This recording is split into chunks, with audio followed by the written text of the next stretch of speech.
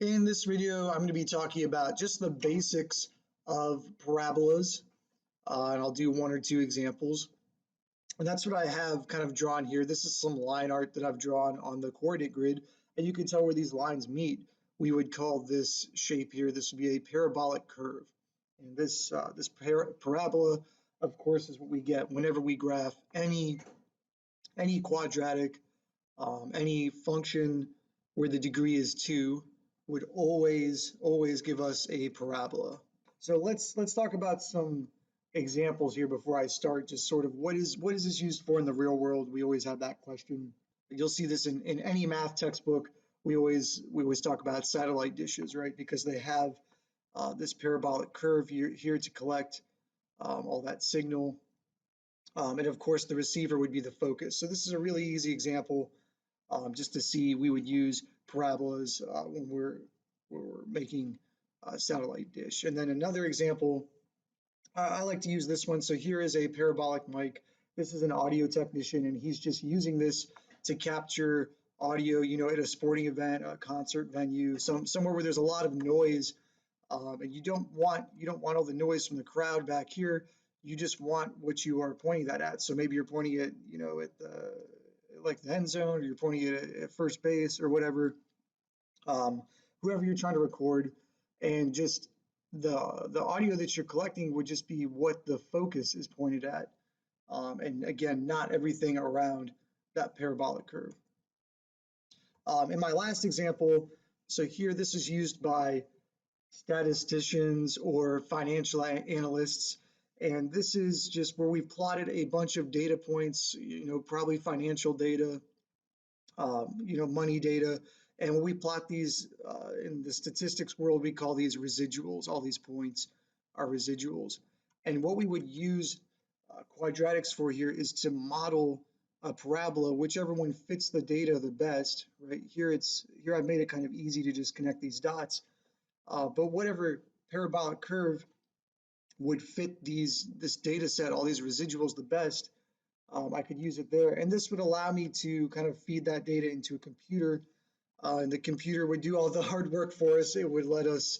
Um, it would let us kind of predict what's going to happen here in the future, or here I've got missing data, so the computer could predict, what's going on here where I don't have data for those points. So let me do this first example, and this is a good question. We see this a lot in Algebra 1, Algebra 2, and especially moving on into college algebra, they do ask a lot of quadratic questions. And one that we see a lot is just graph the parabola. And what I'll do is I'm going to do this kind of the hard way first, and then I'll show you the easy way after that. So of course, I could always graph any function, any equation by doing a t-chart. All right, and this would work with really any mathematical equation. And I'm just picking points.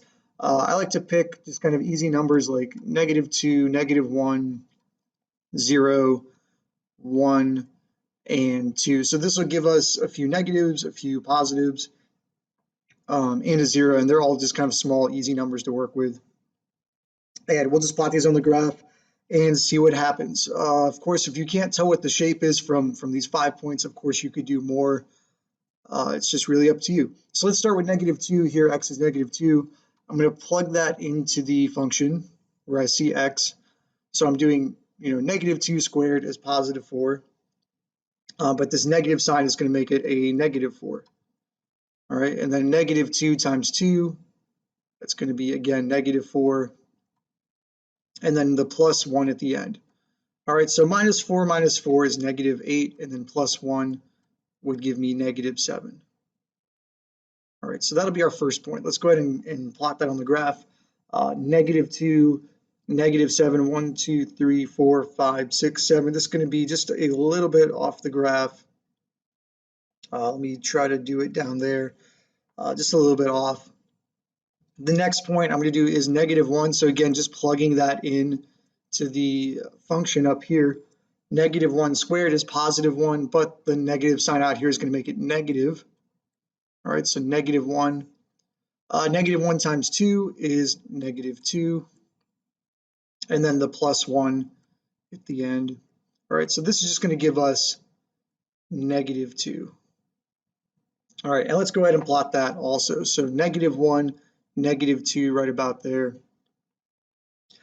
0 is easy, so 0 is just going to cancel that. 2 times 0 is going to cancel that. So you're really just left with that 1, that +1. All right, so 0, +1, right about here. Okay, so my next point, the x is 1. I'm just going to plug that in up here. 1 squared is 1. Make it negative for the negative sign there. 1 times 2 is 2. And then that +1 at the end. This is just going to give us a +2. There we go, +2. So that, let me go ahead and plot that. Here's 1, and then 1, 2 right there. And our last point, so here's 2. I'm just plugging that in again. 2 squared is 4. With the negative sign is going to be -4. 2 times 2 is again 4, so +4. And then that +1 at the end. So here the -4, the +4, those cancel. That just gives me 1. All right, and when I go to plot that, so here it's going to be 2 and then up 1 right about there. So you can sort of start to see the parabola coming here. If I'm going to be smart about it and just connect my dots here with the parabola, I can tell it's going to look something like this. All right, so I can figure out, the zeros, the roots are going to be right here. The vertex would be right here. The vertex would be, it looks like 1, 2 for the vertex. There we go. I'm having a tough time writing 2's. All right, so that would be that. This is how I would solve it with a t-chart. So a little more work here, and it's not as accurate as other ways I could do it. So I'm not exactly sure what the zeros are. They look like -1/2. This might be 1, 2, 2.5, but I'm not exactly sure. What I could do instead of using the t-chart is I could use the quadratic formula. So this is something we've done this since Algebra 1, freshman year, Algebra 2, and of course we're going to keep using it in college algebra because it's a good tool for parabolas. So this just says if I have a quadratic and I just look at the coefficients a, b, and c, I can just plug these in to the quadratic formula here, and this will give me the roots. This will give me the x's, or the x-intercepts, the roots, or sometimes we call them the zeros. These are they all mean the same thing. One other thing, I'll talk about this later, but one other thing, this part under the square root, this is called the discriminant. So this part right here, and we'll talk about this later, but just kind of this radical, what's inside of it is called the discriminant, and I can tell a lot of things about the parabola just by solving this one part. All right, but we'll talk about that later. So for now, let's use the quadratic formula. This is the same problem. I can use -b/2a. I can use that to get the vertex, right? And a, b, and c, those are just these 3 numbers, or the coefficients. It's not the x's, it's the number in front of the x. So like this would be -1, invisible 1. This would be 2, and then c would be 1. All right, so let's go ahead and use those. -b/2a, that's going to give me, b is 2, so -2 over 2 times a is -1, that invisible 1, -1. So this is just going to give me -2 divided by -2 is going to give me +1. All right, so that'll be the x coordinate of the vertex would be here at 1. And just plugging that back in, plug it back into the formula would give me the y coordinate. All right, so I'm doing 1 squared is 1, negative, so -1 plus 2 times 1 plus 1. So it's going to give me just +2. All right, which we already knew. We already did it. So this is going to be 1, 2 right there, the vertex. And we always want to label that 1, 2. All right, and next, we're going to get the roots, the zeros, the x-intercepts by using the quadratic formula. So we kind of already know where they're going to be roughly. I know it's going to be sort of like a decimal or a fraction in here and here. It's not going to be right on the line. So we've kind of already approximated it, but now we're going to be a little more exact. So let's go ahead and set up the quadratic formula using negative b, so negative 2, plus or minus the square root of b squared, so 2 squared, minus 4ac. So here a was negative 1 and c was 1. All right, this is all over 2a, so all over 2 times negative 1. So this is kind of the setup. Let's just go ahead and simplify this and see what we get. So negative 2, just going to bring that down. Inside 2 squared is 4, and this is going to be minus negative 4, right? 4 times negative 1 times 1 is negative 4. So I'm really doing 4 minus negative 4. 4 plus 4 would just give me 8. And that's all going to be over 2 times negative 1, negative 2. All right, and let's clean this up a little bit more. I can already tell I'm going to end up with a radical here. So first of all, let's just bring this over, the plus or minus. The radical 8, I can simplify this. So you can use your factor tree here to simplify radical 8. I'm just going to skip over it. What I got was 2 radical 2. If you're confused on how I got that from radical 8, just kind of go over simplifying radicals. We would use the radical tree, or I mean the factor tree. All right, so a lot of 2's here on the screen. Let's go ahead and simplify this one more time. Negative 2 divided by negative 2 is just 1. And then negative 2, or here 2 divided by negative 2 is going to leave me with a negative 1. All right, so really, I don't even have to write that because it's already plus or minus. So really that would just, this would just change it to a minus plus, which is really, it's the same thing. So I'm just going to cancel it and just leave it as radical 2. All right, so 1 plus or minus radical 2. Here's 1 right here. I know I'm going the square root of 2 both ways. So I'm adding, it's like 1.4, almost 1.5. So right about there, right about here, the radical 2. Whoops. There we go. And I would just use, again, these 3 points to graph my parabola.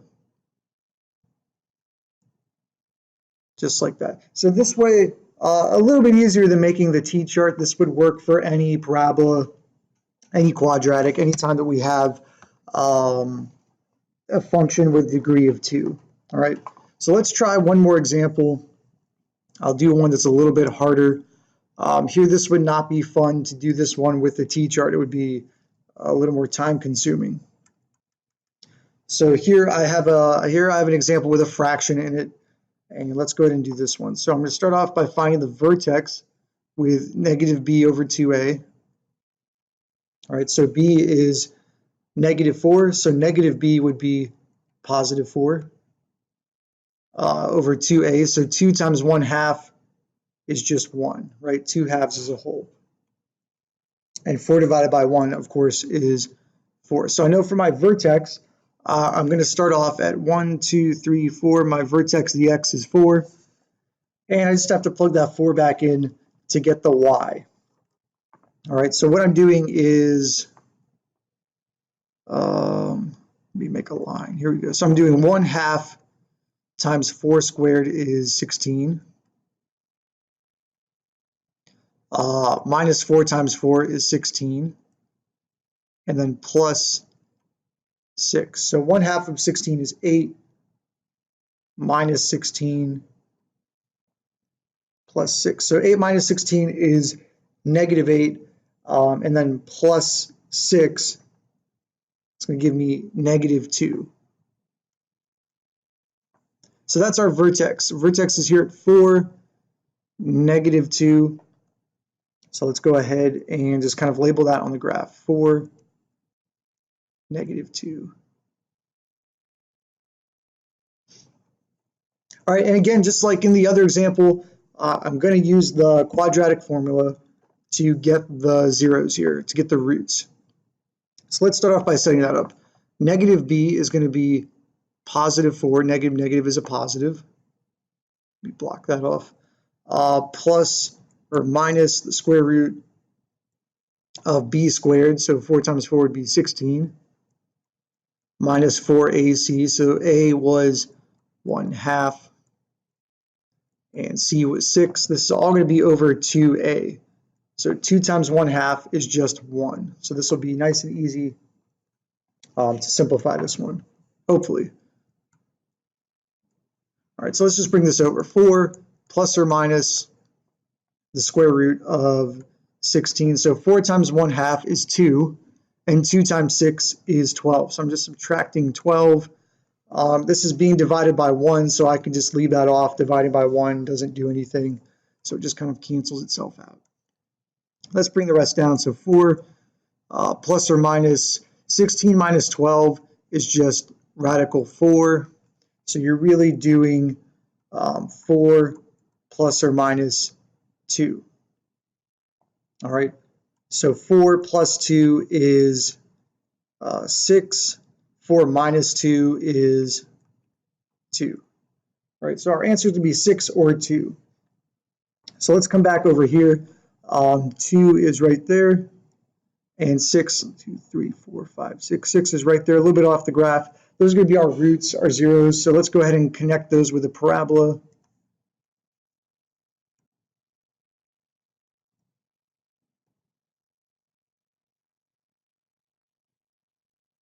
All right, so that's pretty much all I wanted to show you in this video. This is just the basics of graphing a parabola, how the quadratic formula works, and how to use the vertex formula. These are all just kind of tricks, all kind of shortcuts to save us time, so we don't have to use a t-chart to plot out a whole bunch of points. We can just figure out pretty quickly what the roots are, what the vertex is.